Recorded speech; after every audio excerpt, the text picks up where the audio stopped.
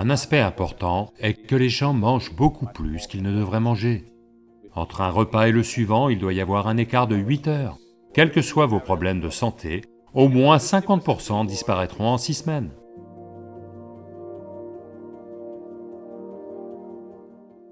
Namaskaram Sadhguru. Jeûner durant les jours propices à cela existe en Inde depuis la nuit des temps. Mais beaucoup d'Indiens croyaient que ça n'était pas scientifique et illogique. Jusqu'à ce que les études sur l'autophagie induite durant le jeûne reçoivent le prix Nobel. Même moi j'ai commencé à jeûner par intermittence cette année. Alors pourquoi de telles pratiques anciennes et si bénéfiques sont-elles étiquetées orthodoxes, puis immédiatement adoptées une fois approuvées par l'Occident?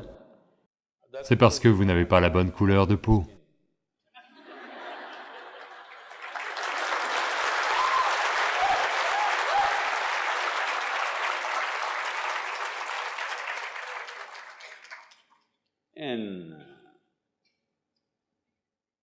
Cela fait 40 ans que j'en parle, d'accord? Et j'ai vu des centaines et des milliers de personnes retrouver la santé et le bien-être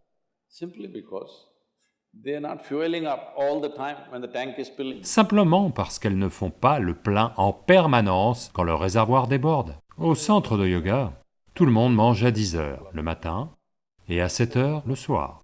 Nos vies sont très actives physiquement. Il n'y a pas de voiture à l'intérieur de l'ashram, c'est un grand espace, tout le monde marche ou fait du vélo.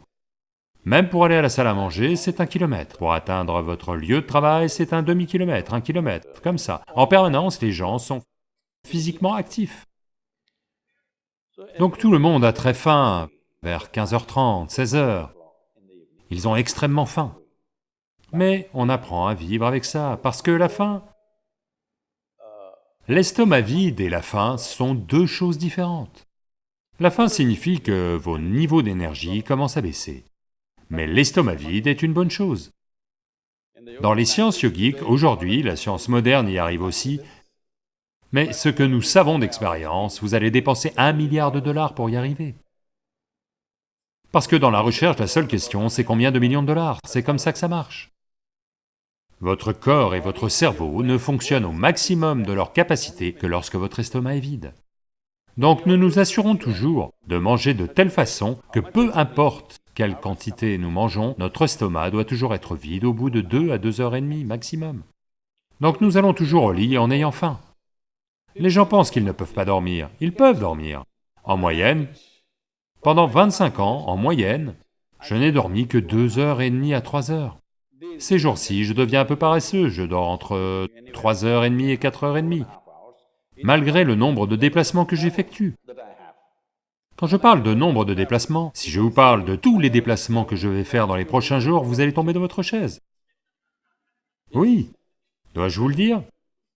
Non, pas nécessairement. Parce qu'au cours des 10 prochains jours, je suis dans 5 pays différents, à faire je ne sais pas combien d'événements, toutes sortes d'événements. Donc, vous êtes capable de tenir ce rythme simplement parce que vous ne mangez pas en excès. C'est très très important. Tout le monde mange 2 repas, je ne mange généralement qu'un seul repas. À 16h35, parce que je n'aime pas être assis devant mon assiette, à m'inquiéter de la quantité à manger, j'aime manger bien. Donc, 16h35, si je mange un repas, ce n'est que le lendemain. Est-ce assez? Ai-je l'air bien? Allô? Je ne ressemble pas à votre patient, n'est-ce pas? Je ne vais pas venir vous consulter. Parce que pour toute correction et purification qui doit avoir lieu dans le corps, votre estomac doit être vide, c'est très très important. Autrement, la purification au niveau cellulaire n'aura pas lieu. Vous entassez les choses et ensuite vous avez toutes sortes de problèmes. La première chose est l'inertie dans le corps. Inertie signifie... Il y a de nombreux niveaux d'inertie si vous ne remarquez pas tout cela. Le nombre d'heures que vous avez passé à dormir est de l'inertie. Vous tous, êtes-vous venus ici pour vivre ou... Allô? Pour vivre, n'est-ce pas? Pas ici, je dis dans cette vie. Vous voulez vivre ou... L'intention de la vie est de vivre, n'est-ce pas? Mais, puisque vous avez parlé des médecins américains, tout cela est repris ici également. Tous les médecins américains disent, vous devez dormir minimum 7 à 8 heures. Donc ça veut dire qu'un tiers de votre vie, vous devez dormir. 2, 3, 4 heures de plus pour se laver, aller aux toilettes, manger, ça, vous savez. Donc littéralement, 50% de votre vie est juste de la maintenance. Supposez que vous ayez un véhicule, vous avez une moto, une voiture. Si elle part à la révision un jour par mois, d'accord pour la garder. Si elle est révisée 15 jours par mois, c'est une nuisance, n'est-ce pas? La plupart des gens ont transformé leur système en une nuisance, parce que leur propre corps est un gros obstacle dans leur vie. Tout ce qu'ils veulent faire, leur corps ne leur permettrait pas de le faire. Donc cela comporte de nombreux aspects. Un aspect important est que les gens mangent beaucoup plus qu'ils ne devraient manger. Simplement parce que on leur a dit, vous devez manger plus, sinon vous allez devenir faible, ceci, cela. Non, il y a une façon de maintenir votre corps. Aujourd'hui, tout le monde essaie de développer une voiture ou une moto à faible consommation. Qu'est-ce que cela veut dire? Si la machine fonctionne bien, elle consommera moins de carburant, n'est-ce pas? Donc si vous êtes assis ici et que vous êtes très à l'aise, alors elle consommera moins de carburant. Si vous êtes comme ça tout le temps, alors elle va consommer plus de carburant, elle va vouloir que vous mangiez. La compulsion va apparaître. Donc, cette nouvelle expression, manger par intermittence, vous devriez voir, aux États-Unis, les gens arrivent à nos programmes durent 10, 12 heures.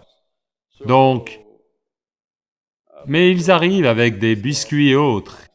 Ils disent, j'ai une intolérance au sucre, il faut que je mange. Je dois manger.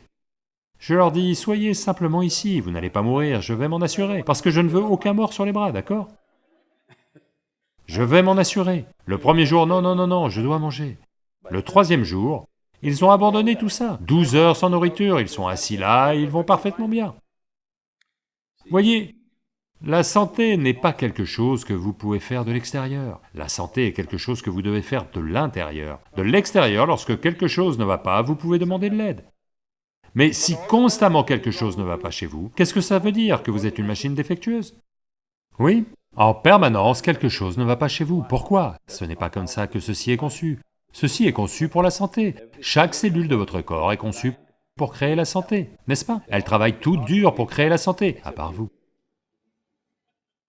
Donc, un minimum de 8 heures d'écart est ce qui est recommandé dans le yoga. Entre un repas et le suivant, il doit y avoir un écart de 8 heures. Si vous faites ceci, vous verrez que la moitié de vos problèmes de santé, quels que soient vos problèmes de santé, au moins 50% disparaîtront en 6 semaines. Si vous faites certaines autres choses qui peuvent vous sembler un peu extrêmes à l'heure actuelle, si vous avez une petite pratique de yoga, quelque chose de méditatif en vous, alors vous verrez que 90% de vos problèmes disparaîtront, 10% s'ils persistent encore, on peut les traiter. Maintenant, c'est devenu comme ça, les systèmes de santé, en particulier là où il y a de lourdes polices d'assurance. Les gens mangent et boivent toutes sortes de saletés, vont chez le médecin et disent « guérissez-moi ». Ce n'est pas comme ça que ça marche.